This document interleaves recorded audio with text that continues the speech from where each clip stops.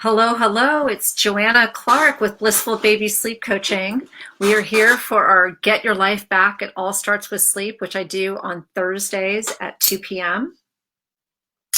And the format that I like to do with these Facebook Lives is for all of you to submit questions so that I can make sure I am answering what is most relevant to you, the things that you're most struggling with, and that you really want accurate and reliable information to be able to take that information and help your child sleep better. So today I have a really great question that's kind of a two-part question. So I'm kind of going to be attacking two different topics simultaneously while I'm addressing Deanna's question. And Deanna, if you're here, I'd love to hear from you or anyone else that's here live. I always like to see who's with me when I'm here, so I don't feel like I'm completely talking to myself. So I'm going to give you a little bit of background on what is happening in Deanna's life and the sleep life of her child, Ethan, who is currently 17 months of age. Oh, good. She's here. Yay, she's here. Okay, good to see you. I'm so glad that you're here joining us. So again, I'm Joanna Clark with Blissful Baby Sleep Coaching, and I just want to preface here for everybody, I'm a trained and certified gentle sleep coach. I do not believe in cry it out. I am not going to suggest that you leave your child alone unattended. And everything that I'm talking about is based on sleep science, behavioral science, and attachment theory. So the recommendations that I make are always coming through those three lenses. And when someone submits a question in advance, they're able to give me a lot of background information so that I can try to offer some specific feedback to them based on the details that they shared with me. And I will put in the chat box in a little bit a link so that if you start having questions and you want me to answer your question next week, absolutely all you have to do is fill out the form like Deanna did, and then I will be able to address your questions live here. And this is just a great opportunity to talk to a sleep expert. I've been doing this for 10 years. So let me give you guys some feedback on Deanna. So I'm setting the stage to answer her questions. So Deanna is from Canada. She has a 17-month-old baby boy named Ethan. And so here are kind of the facts. He's 17 months. He's currently switching nap from 2 naps a day to 1 nap a day. She's also experiencing some separation anxiety with him, which is developmentally appropriate at this age. She's currently room sharing with him in the master bedroom. In terms of temperament, he's very spirited. This was exactly her words. And so super active, 17-month-old on the go, very spirited little boy. And a little bit about her kind of sleep history, case history with Ethan, is that she did extinction, also known as cried out with Ethan when he was younger. And she did have success, but it didn't really stick. So she's had lots of experiences where things are going good and then it gets hard again, and then it gets good again, and then it gets hard. So recently she's decided that she needs to kind of go from top to bottom and employ a brand new methodology. So she didn't want to do extinction again. And so she was looking for options on other alternative sleep coaching methodologies that would be more in alignment with her mothering at this age and stage and parenting Ethan.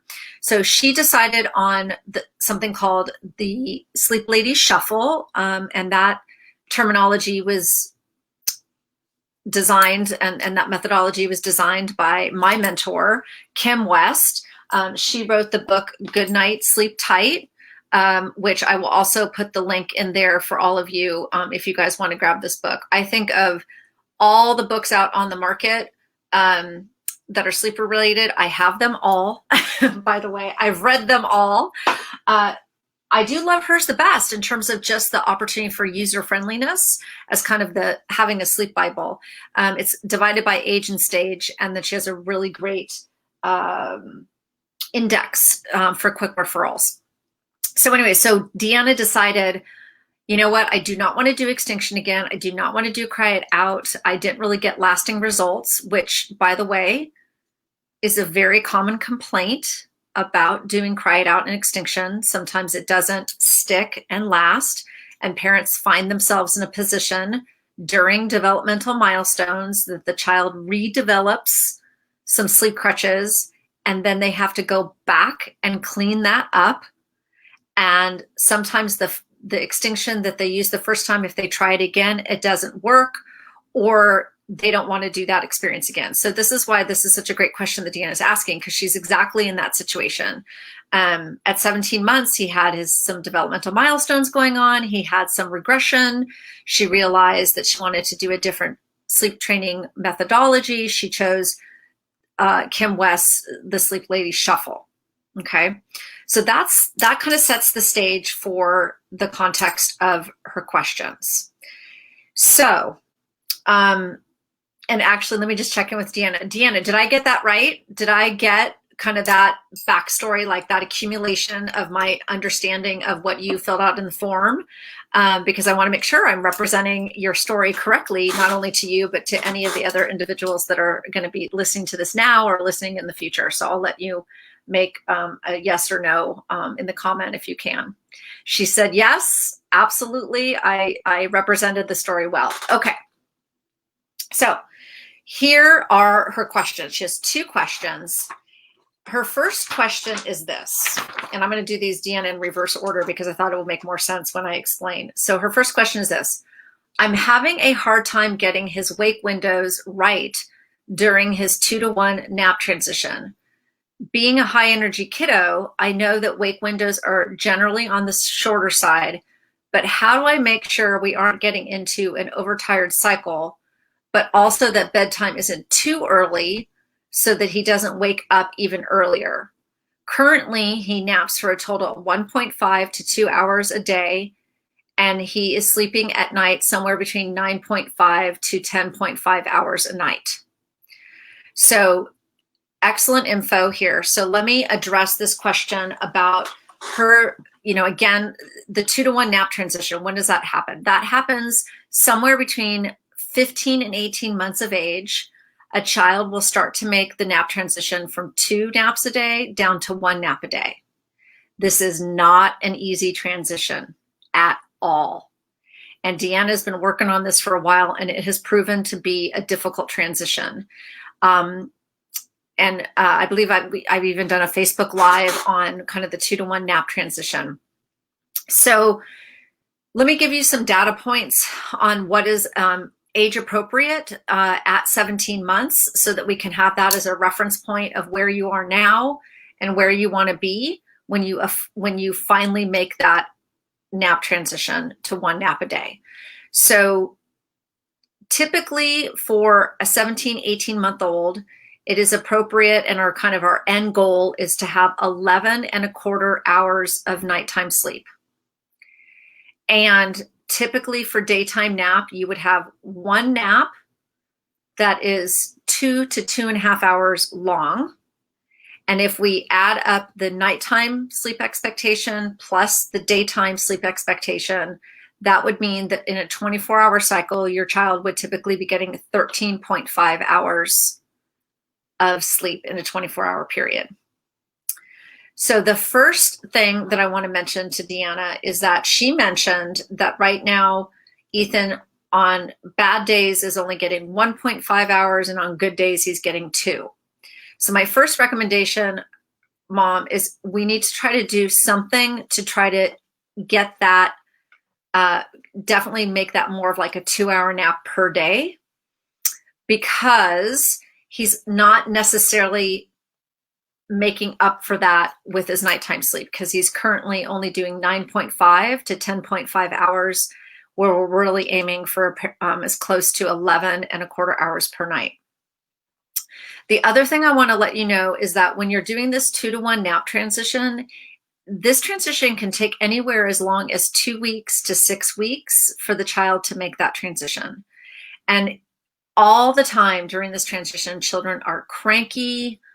It becomes difficult to know and to see what their appropriate wake windows are, like meaning that you used to have it all dialed in. You could tell when your child was tired, and all of a sudden this becomes more difficult to understand and manage.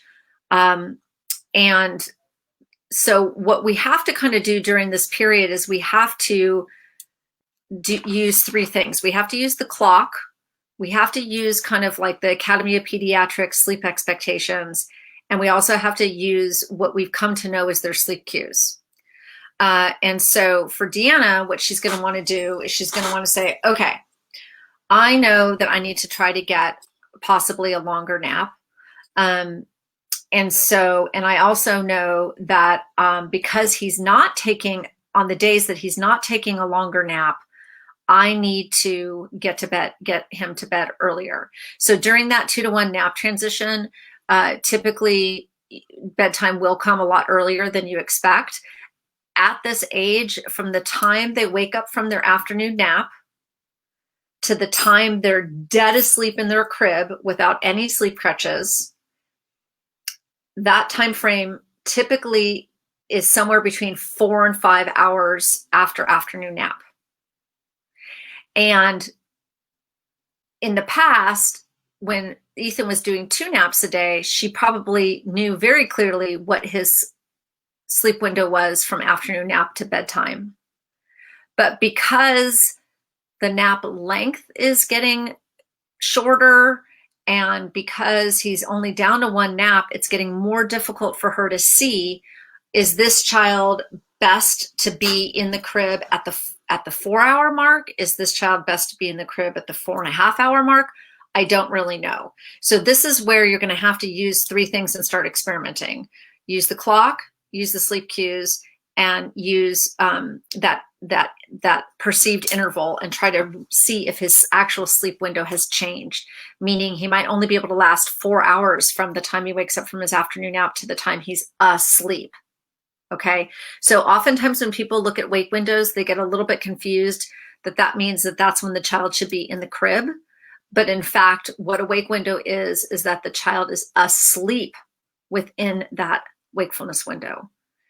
So I'm hoping that makes sense, Deanna. If you can clarify for me, if you are successful in identifying what his true wake window is between the time he wakes up from his afternoon nap and the time he is dead asleep at the onset of sleep.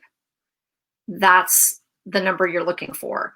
Once you know what that looks like, then you're going to measure how much time does it take you to do the bath, do the pajamas, do the book, and any other, bedtime routines that you have with your son, so that he can get into his crib while he's still drowsy but awake, 5 or 6 on the drowsy scale, so that he has enough time to self-settle and self-soothe to sleep within the context of the sleep window. And for a lot of families, that amount of time from the time they're done with bath to the time their child's dead asleep can be a really tight window, like no more than a half an hour. So that means they sometimes have to swiftly go from bath, pajamas, books, crib, and then it takes the child maybe anywhere between 5 and 30 minutes to fall asleep themselves. And that's normal. Any given night when your child has independent sleep skills, they should be able to fall asleep anywhere between 5 and 30 minutes by themselves at the onset of sleep. And then you'll know that you've hit the right sleep window. Okay, so I want to touch on one more point because she's still, again, trying to figure out what this child's wake window. I'm going to give you another strategy to consider. So again, you guys, we talk about this like drowsy but awake, and it's frustrating to families because they're like, I don't understand what that means in general. I definitely don't understand what it means in terms of my own personal child. I can't figure it out. So I'm going to explain it again so that when I move into the second part of her question, it will hopefully make more sense. So here's my 1 to 10 scale. So 1 is your child's wide awake. 10 is your child's dead asleep. Drowsy but awake means that they go into the crib 5 or 6 on the drowsy scale so that they can regulate, settle, and soothe themselves all the way down the sleepy scale to being dead asleep by themselves without anybody doing anything to and for them when their eyes are closing and they're falling dead asleep. That's what drowsy but awake looks like. And in that interval between when you put them into the crib drowsy but awake, 5 or 6 on the drowsy scale, and the time that he's dead asleep, that should take on any given night somewhere between 5 and 30 minutes. And during that 5 to 30 minutes, what is typical and normal for a child to do is they complain, they roll around, they stand up, they sit down, they stand up, they sit down, they pound on the rails, they flap their legs, they oftentimes will throw out their loveys. You know, when a child is regulating, settling, and soothing, it's not necessarily a peaceful process because they're like, I'm having too much fun with you. I don't want to, it has really not as much to do with like separation, but more like the world is too fun. I don't really want to shut down because I love being part of this world and this experience of being with my parents. I don't want to shut down. And so when they're attempting to shut down, they do a lot of interesting things to settle and soothe themselves. And sometimes that is complaining, you know, grumbling and mumbling and sometimes protesting a little bit.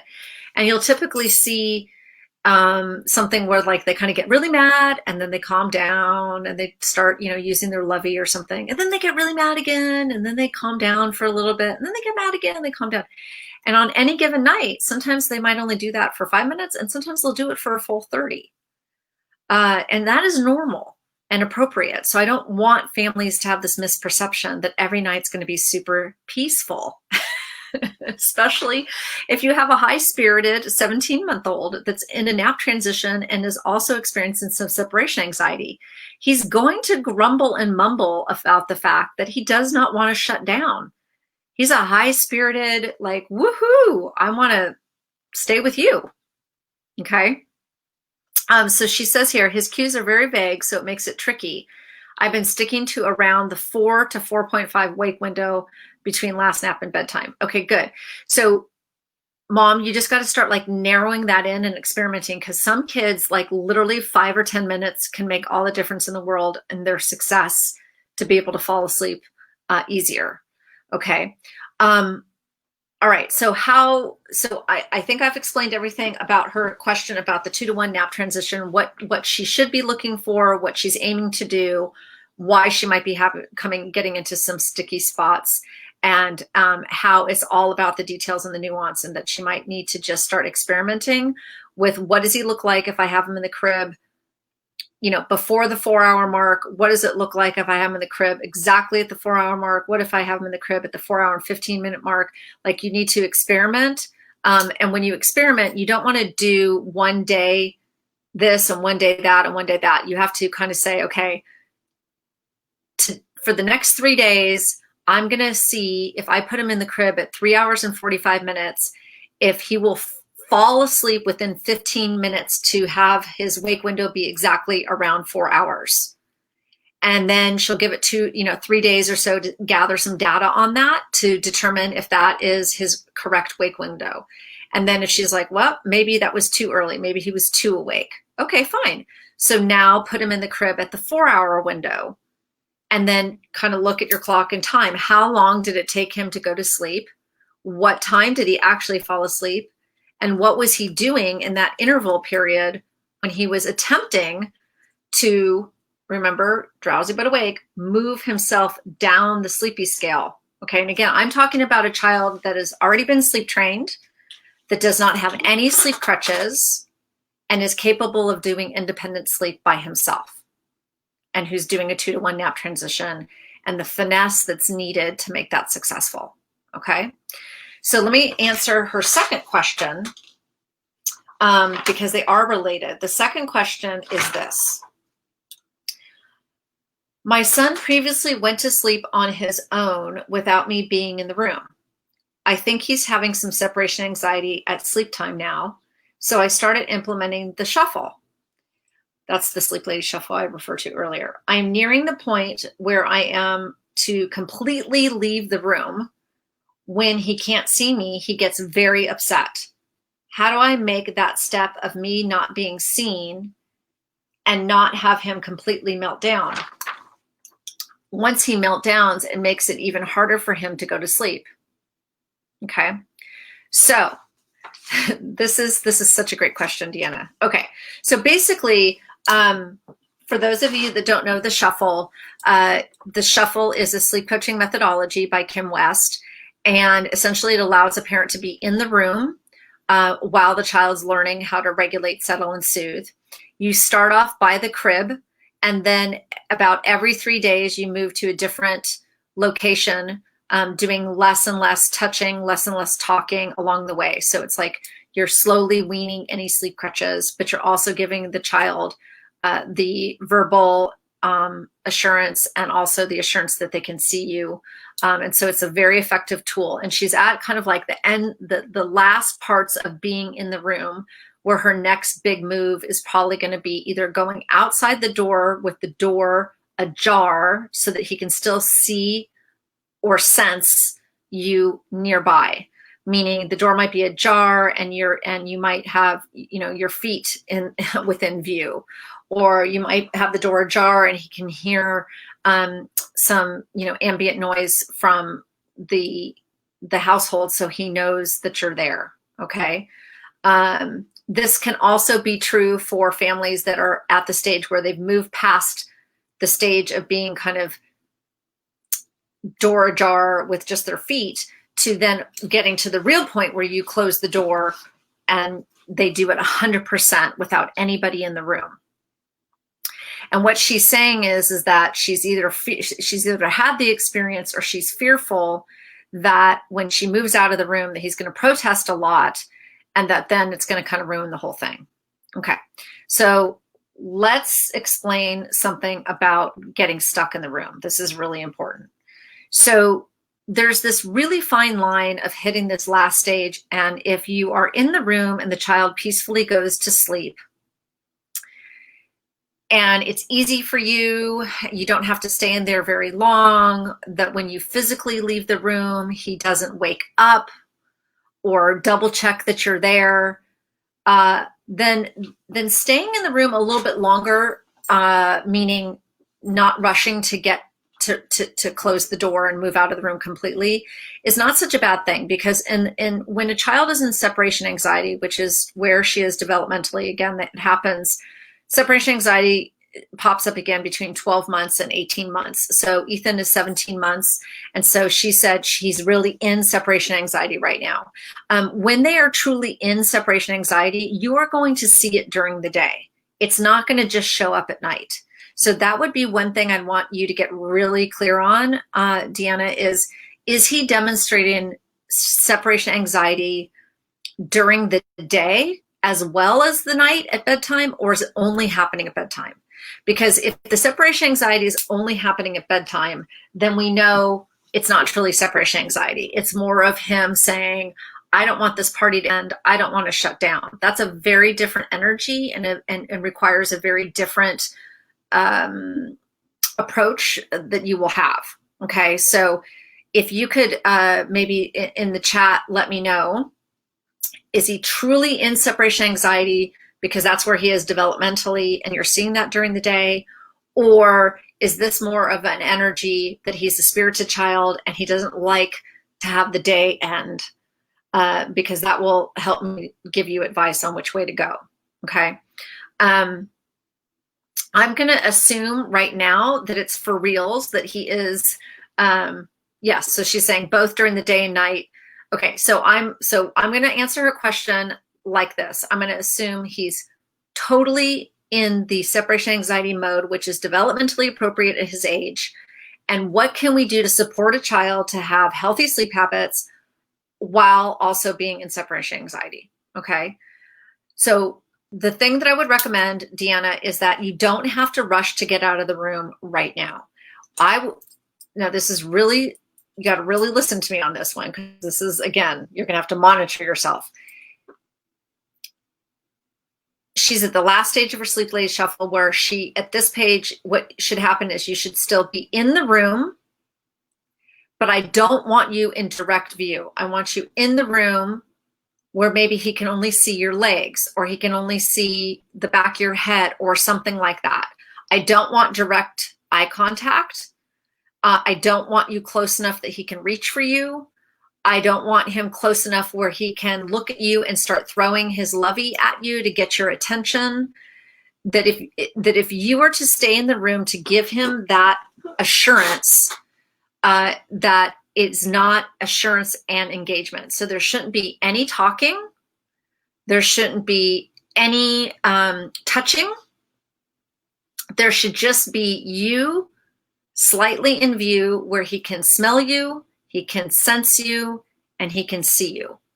So of his 5 senses, he's getting 3 of those met, and that he's going into the crib drowsy but awake, 5 or 6 on the drowsy scale, so that he can then 100% regulate, settle, and soothe himself to sleep. And if you can get to the point in the room where you can sit there and he can successfully go to sleep with very little, almost virtually no contact with you, except the smell of you, the sight of you, and the presence of you, the vibe of you. Then if you can stay there, and he can stay there and fall asleep in under half an hour, and you're able to successfully move out of the room without him waking up, and in the middle of the night, if you find that, he wakes up and needs a check-in, like more shushing, more talking, more touching, and again, she's in a room sharing environment, then that kind of is a situation where you may find that that you being in the room in the bedtime has actually created a crutch. Okay. So what happens to a lot of families sometimes when they get to the end stage of the shuffle is they're afraid to leave the room. And so they go into a mode where they stay in the room, and it's really fast and easy for them. And they're like, this is great. But then about a month or 2 later, all of a sudden it's like 20 minutes is now turned into 40, and 40 minutes is turned into 50. And the child keeps double checking if they're there, or in the middle of the night, the child wakes up and wants them to come back in the room and sit. That is a sample that you stayed in the room too long at the onset of sleep at bedtime, and therefore now they're expecting more of you at bedtime and expecting you to be available to them with the partial arousals in the middle of the night. So that's what I don't want to happen, Deanna, if you stay in the room at bedtime. So I think you're going to have to really gauge when he gets out of this milestone. That is going to be your cue to leave the room at bedtime. Now, when you go to leave the room at bedtime, he is going to protest, okay? Because you've probably been in the room at bedtime for probably a solid month. And so when you go to make that new change, he's going to be resistant. But that's not something to be scared of, because if he's truly, truly, truly practicing his sleep skills at the onset of sleep, and you know what his sleep window is, the protest is him just grumbling of, I don't want to shut down for the day. And so you as mother will just have to recognize the truth of it, that your child does have sleep skills, that you're making a change when you go outside the room after having been in the room with him at bedtime for like a month, that he's not going to like that change. But you have to be consistent about moving out of the room at that time, and allow him to adapt to the change. she did say that she doesn't do eye contact, talk or touch, but you do shush. Okay, so obviously shushing is okay, but you have to be really careful that you're not shushing at the moment he's falling asleep. And you have to be really careful to ask yourself, does the shushing really work? So some families, the child will be protesting, the mom shushes, it interrupts the child for a millisecond, and then he starts, complaining and protesting again. And then the mom shushes again and the child gets interrupted. And then the child starts protesting again. If you're having that kind of power struggle where the shushing does not keep him calm and sustained calm, then you have to stop shushing, because all you're getting into is some power struggle with your attempts to try to settle him down. And when in fact, he's just re-recognizing that you're there and that you're not doing more for him and he's frustrated. So anyway, so to wrap up, I want to thank Deanna for such a juicy question for me to address the 2-to-1 nap transition and why that can be challenging. And then also how to get through a plateau of when you're sleep training with a child going through separation anxiety and what your options are, and what you can do as an interim, which I think I'm going to recommend that for Deanna, that wait till he gets through this milestone, stay in the room at the onset of sleep at bedtime until he's dead asleep. Make sure he's falling asleep within 5 to 30 minutes. If you think the shushing is interrupting him, then just stop the shushing and just continue to sit quietly and just be that loving presence in the room. When he's done with the milestone, go ahead and move out of the room. The first 3 days of you doing that is going to be a little difficult because you're changing the pattern on him and he's not going to like it. But at that point, you will have been convinced that he has his sleep skills down, and that he can manage the transition to employ his sleep skills, even if he's showing you his displeasure that he doesn't want you to leave the room. Okay, so Dan, if you could give me the high sign if that was helpful to you, that would be great before I sign off. What I will do is in the chat here, in fact, let me try to do that right now. I'm waiting to hear from Deanna. Let's see. I wanted to give you guys the ages and stages reference tip sheet so that if you're wondering for yourself, okay, how much daytime sleep does my child need? How much nighttime sleep does my child need? How much do they need in a 24-hour period, that you can get instant download on that ages and stages chart. And then the other thing I promised you, which I will do right now, so stay with me while I multitask, is the reference to Kim West's book, Good Night, Sleep Tight, which I know many of you will be glad to have on your shelf. I do feel it is the best because of such a good, clear written format, attachment theory oriented, and a really good index. And Deanna just said this. This is great. Let me show you guys what she says this. There's Ethan. That's so cute. So Deanna said, "Thank you so much, Joanna. I will watch this video again and soak up all your fantastic info." Thank you, Deanna. I'm really glad that I was able to help you today. And I'm glad that you're making sleep a priority in your house and you're doing a great job. Oh my gosh, you've been such a diligent student of sleep. I love it. And I know I gave you a lot of information today, but in these calls, I'm trying to infuse what Deanna wants to know. And then I'm also trying to give point of context for people that are either beginning to have that same experience you're having, or maybe you're looking ahead and going, oh my gosh, what do I need to be careful of when the 2-to-1 nap transitions? Or what do I need to be careful of on my Sleep Lady Shuffle, so that this information can be useful to people in different contexts. And for those of you that want to ask questions in the future, you can do this. I do these most Thursdays at 2 p.m. Pacific.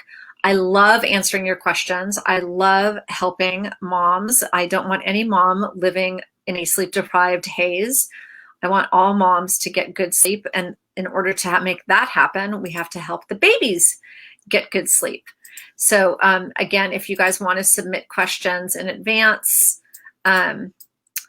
this is the link.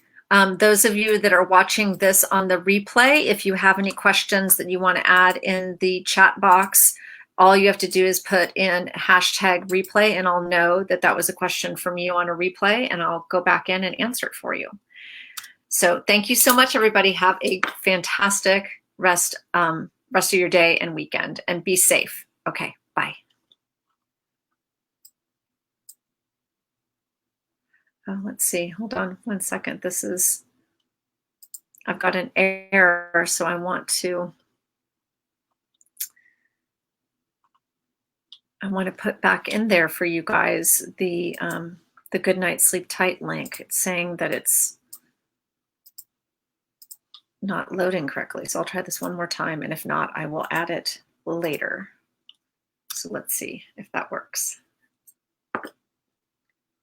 Okay, there it is. All right, bye you guys. Thanks so much.